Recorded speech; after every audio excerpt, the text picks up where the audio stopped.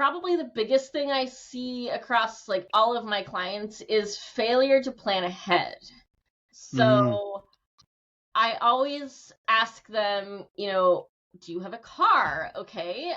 Are you saving for car maintenance on a regular basis? And most of them say, well, kind of, sort of, I've got $30 over here. It's like enough for a set of windshield wipers, but not enough for an oil change. And so you work on that. This time of year, the big one is Christmas.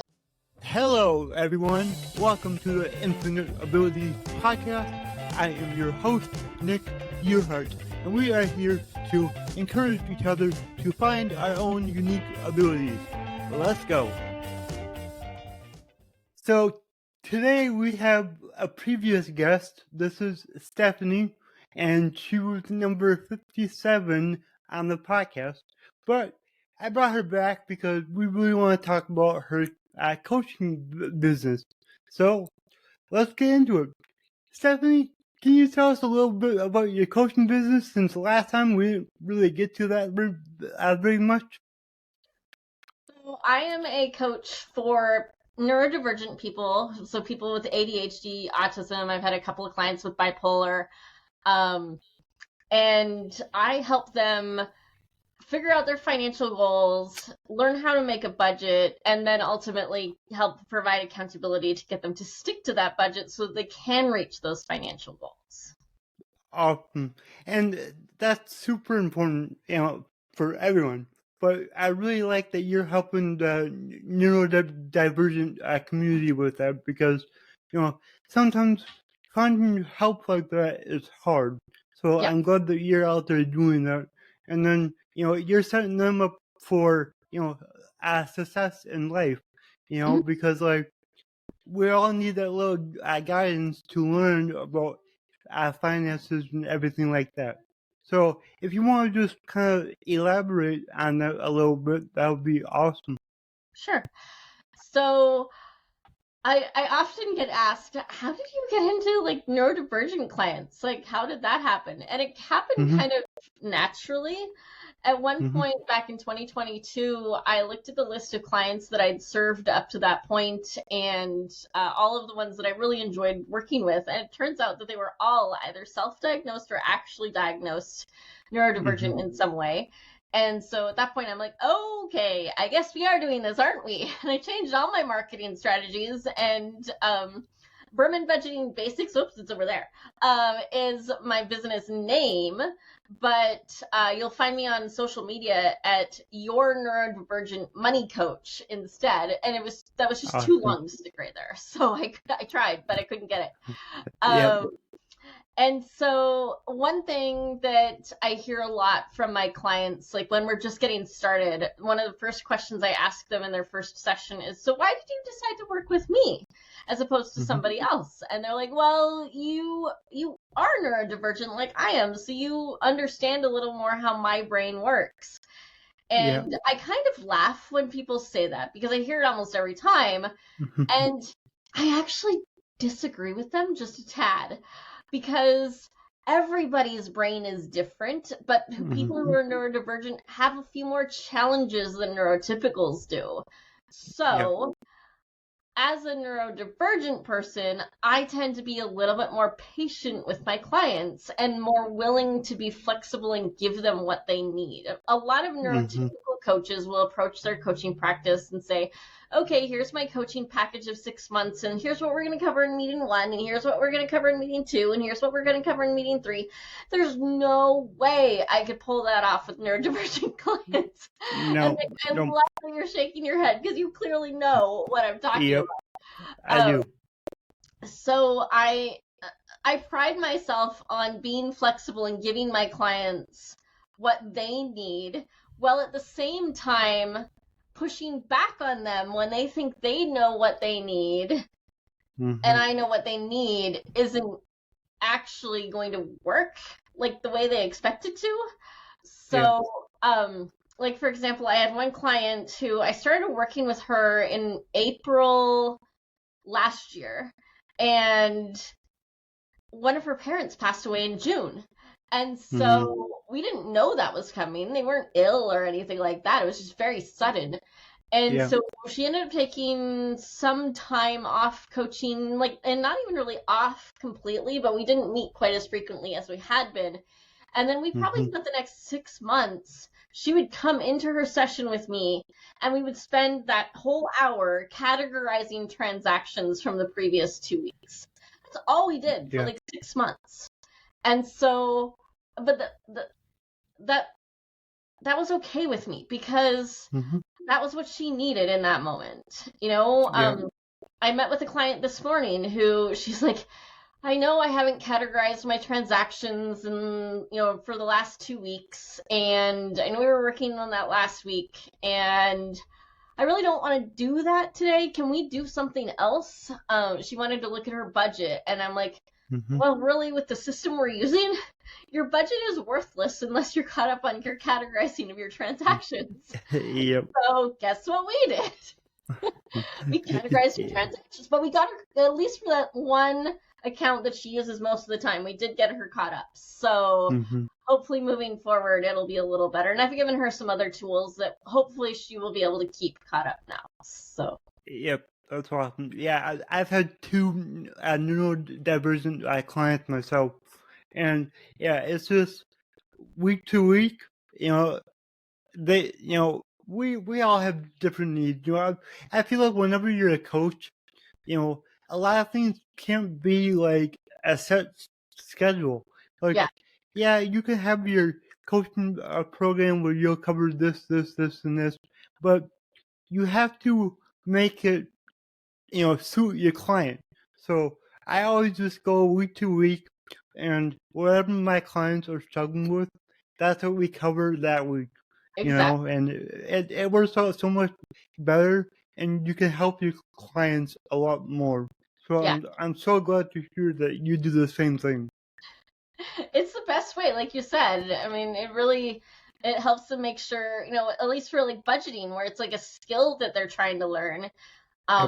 It really helps to cement what they've learned and what they're working on and how the process works. And so, like, by the time that one client that I was talking about, all we did for 6 months was categorize transactions. By the time she was mentally able to move on from doing that, and she was getting to the point of categorizing transactions between meetings and stuff like that, she had a really good grasp of how to categorize transactions.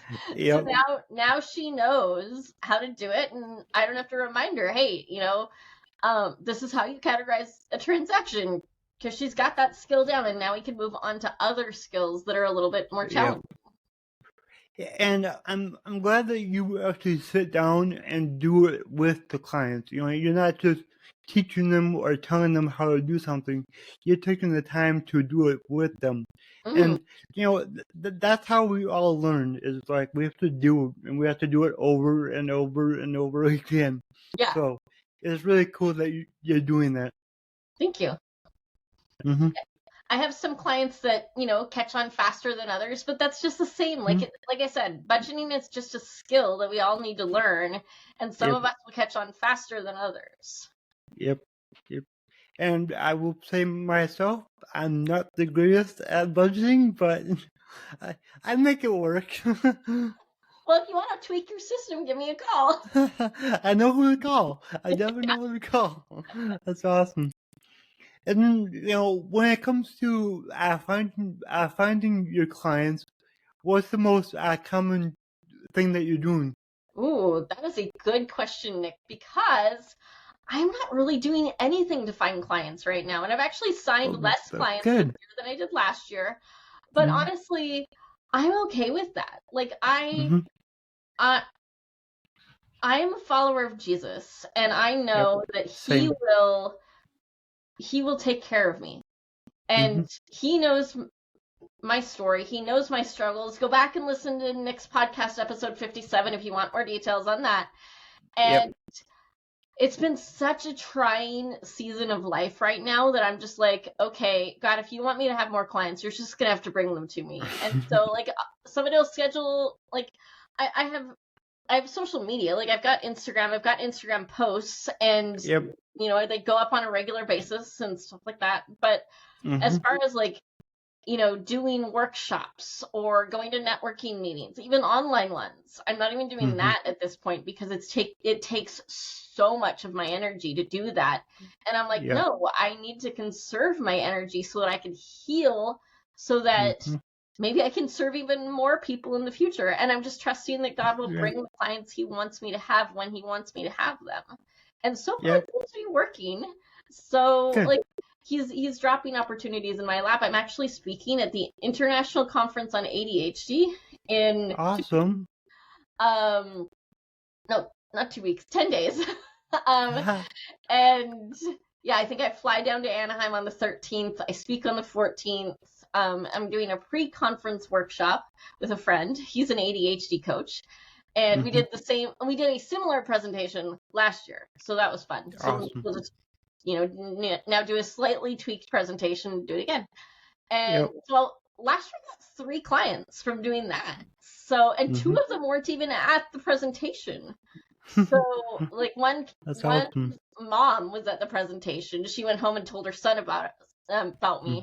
And then the other was their therapist was in my presentation, or at least I'm not even sure if she was at my presentation, to be honest. I know she was at the conference, and then she told this couple about me, and they ended up signing on as clients. And then one was actually at the presentation, and this is fun because he was at the presentation last year, and he's coming to Anaheim. So, and he's paid off like $150,000 this year as we've been working together. And so, yeah, medical school debt. Actually, I should say dental school debt, to be more accurate. And he's going to be in Anaheim. And so it'll be fun to be able to reference him at the beginning of the presentation and say, hey, we just wanted to give a shout out to this client of mine who's paid off this huge amount of money in this year as we've been working together. So, yeah, I get clients from other coaches who refer neurodivergent people to me. Instagram is a big one for me.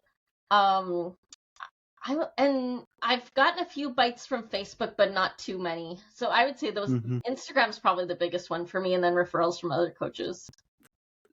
And then what is your Instagram? It is the @ your neurodivergent money coach. Oh, awesome. I love that.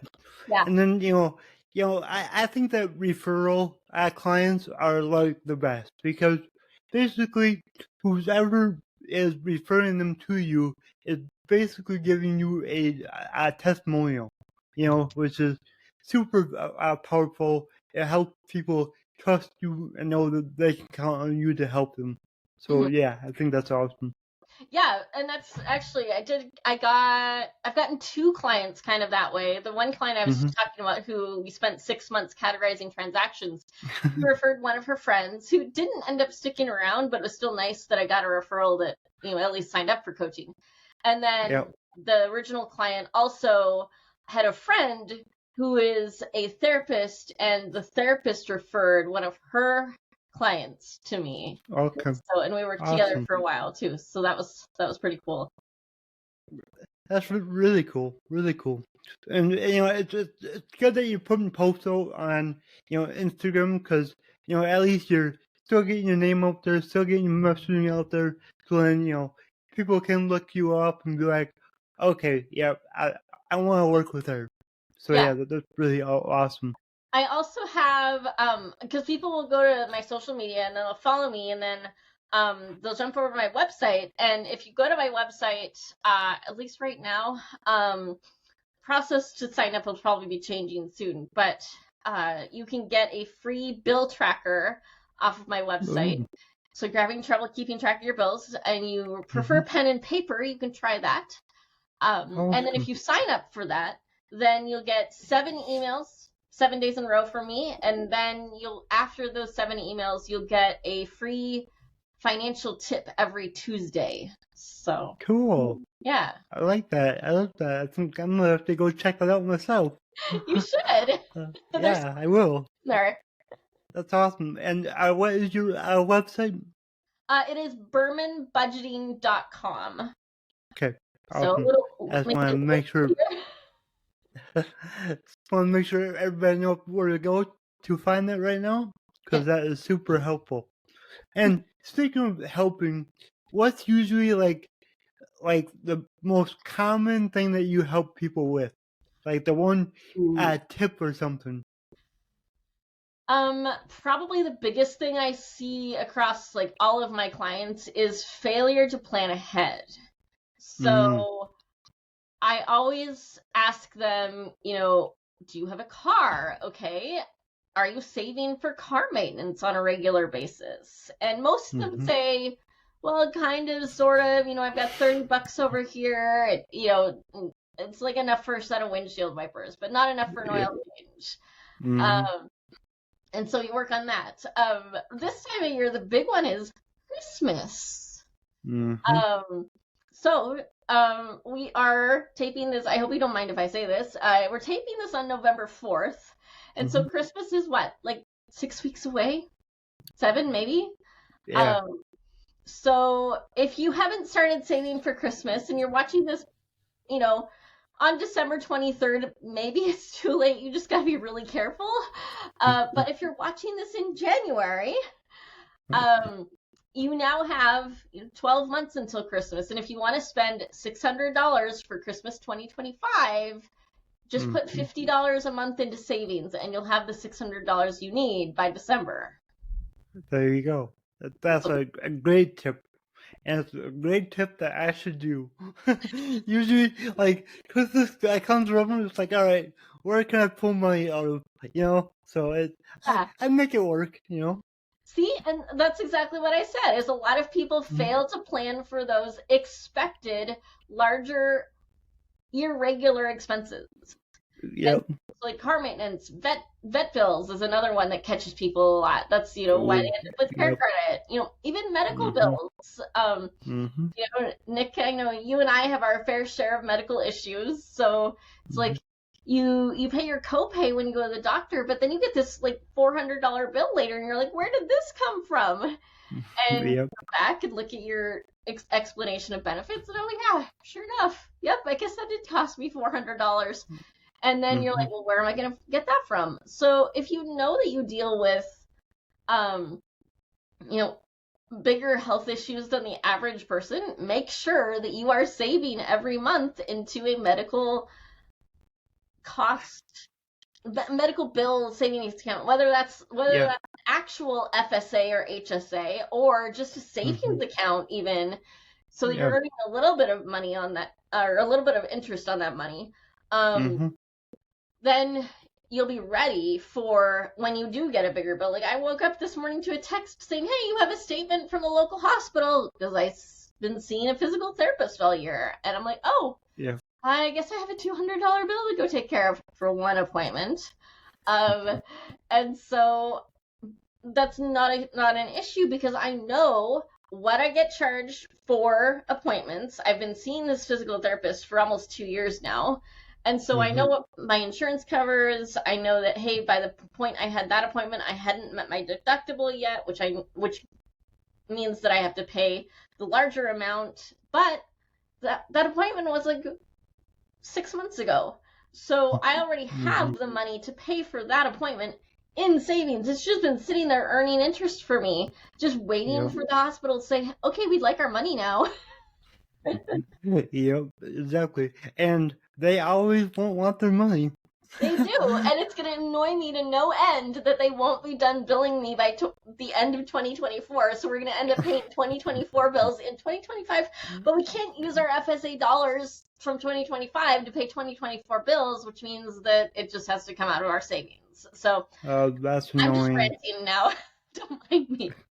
Hey, that's annoying, and that's good for everyone to know too, because I personally didn't know that. I haven't dealt with that myself, but yeah, it's good for the audience to know. Like, you can't use that money from 2024 into 2025. Now, I will put a caveat in there because you are allowed to roll over a certain amount. I think it's like $500 or $600. Okay.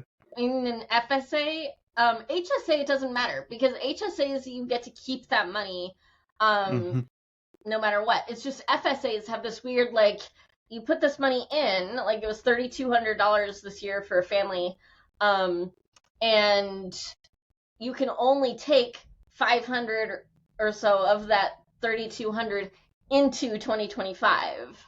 Okay. But it is something to start watching this time of year. If you still have more in your FSA in November and December than you're allowed to roll over, that's going to be a little bit of a problem, because typically what happens is anything over that rollover amount goes back to your employer, even if it was your own money. Oh, really? Yeah. Wow. So like what happens is we have a certain amount held out of my husband's paycheck each month or every 2 weeks to go into the FSA, which his employer fully funds at the beginning of the year. And so then we kind of pay them back by his paychecks the rest of the year. And so, if we had more than that rollover, whatever was above that rollover amount, they would get to keep, even if it was technically like out of my husband's paychecks. It would go back to be paying them back for money that we had them hold for us, but they paid at the beginning of the year and then we didn't use it. So it is technically kind of their money. Like it's a little weird. Kind of. So rollover.